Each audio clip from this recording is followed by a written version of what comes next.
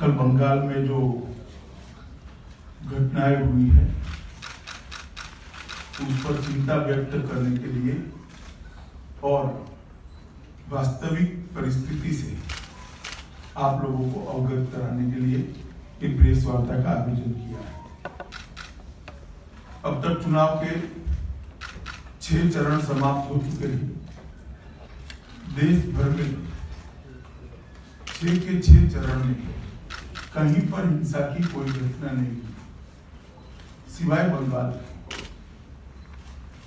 श्रीमती ममता बनर्जी का आरोप है कि हिंसा भारतीय जनता पार्टी कर रही है।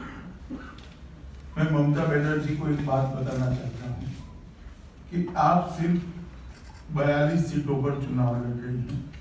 भारतीय जनता पार्टी देश के हर राज्य में चुनाव लड़ रही है और हर राज्य में अलग अलग पार्टियों के खिलाफ, कांग्रेस पार्टी के खिलाफ, स्थानीय दलों के खिलाफ हमारा मुकाबला है। वहां कोई हिंसा का वातावरण नहीं था।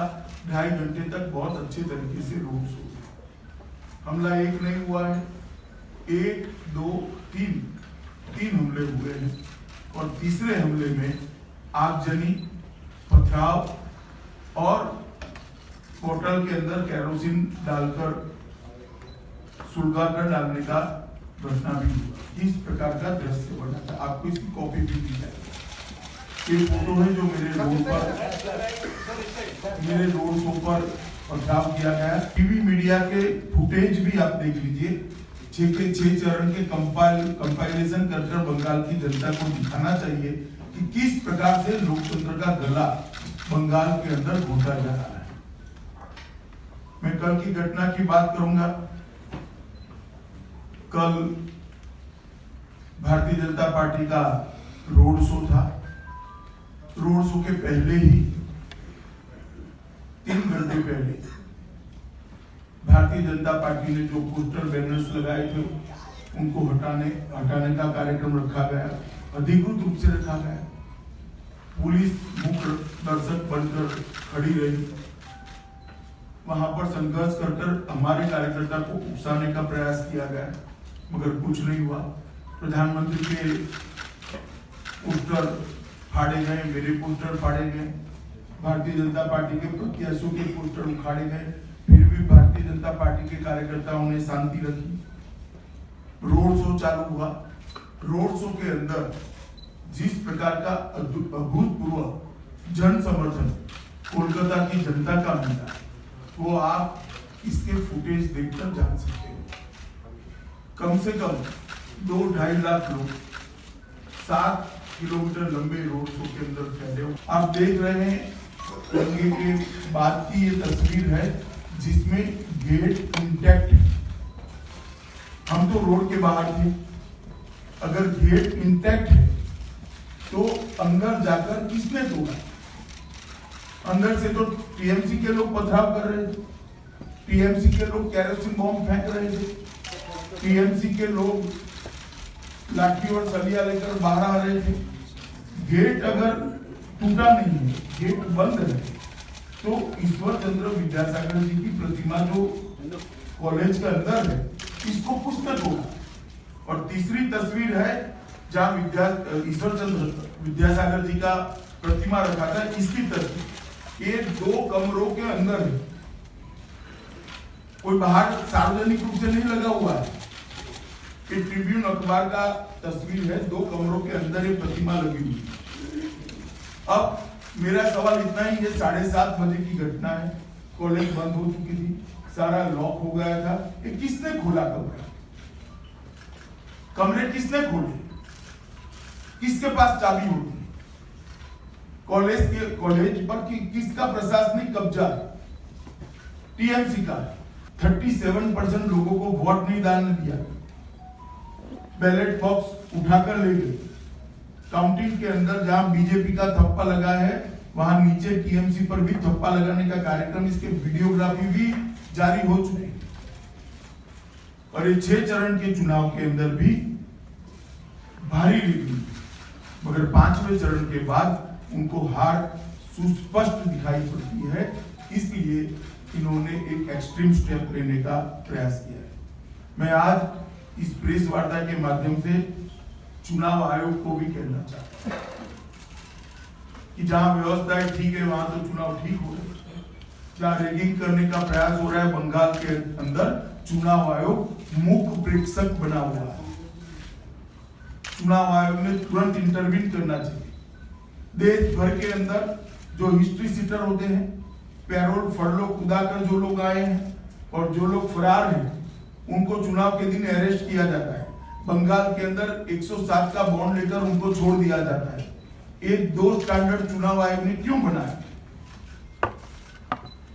बंगाल के अंदर एक भी जगह हिस्ट्री सीटरों की अरेस्ट नहीं हुई।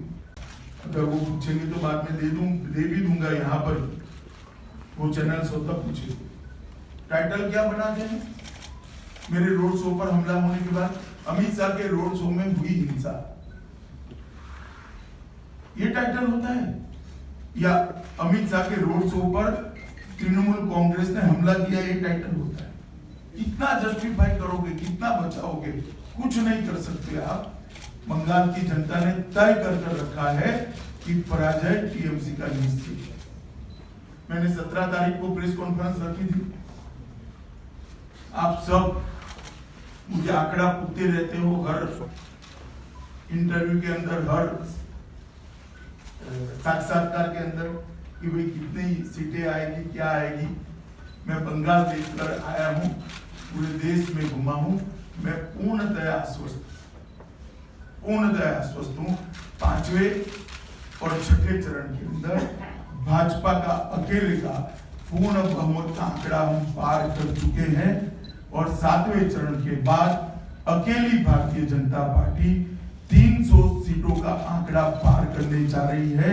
300 सीटों से ज्यादा सीटें प्राप्त कर नरेंद्र मोदी जी के नेतृत्व में हम एनडीए की सरकार बना रहे हैं।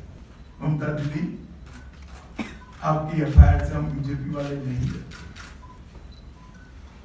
मुझ पर तो सिर्फ आपने एफआईआर करी है। मेरे 60 से ज्यादा कार्यकर्ता की जान आपके गुंडों ने ले ली है, फिर भी भाजपा ने अपना अभियान नहीं रोका। अगर आप ये संदेश देना चाहती कि मुझ पर एफआईआर कर 7वें चरण के चुनाव में भारतीय जनता पार्टी का कार्यकर्ता डर जाएगा, मैं आपको सुनिश्चित करना चाहता हूं, मैं आपको गारंटी देना चाहता हूं, भारतीय जनता पार्टी का कार्यकर्ता और बंगाल की जनता और जुनून के साथ और जोश के साथ और आक्रोश के साथ आपको हटाने के लिए मतदान करने जा रहे हैं। आप 23 तारीख तक का राह देखिए ममता दीदी, आपके दिन समाप्त।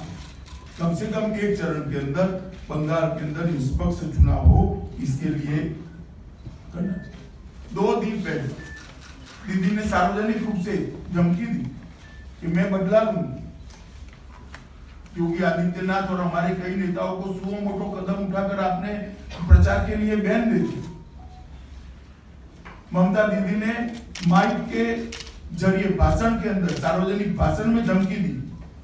क्यों संज्ञान नहीं लिया चुनाव आयोग ने? उनके प्रचार पर क्यों बैन नहीं किया गया? और ममता दीदी ये मानती है कि हिंसा का कीचड़ फैलाकर वो चुनाव जीत लेगी। तो मैं उनको कहना चाहता हूं, ममता दीदी, आयु में आप मुझसे जरूर बड़ी हो, अनुभव मुझे आपसे ज्यादा है। चुनाव लड़ने का, लड़ाने का मैं आपको सलाह देना चाहता हूं।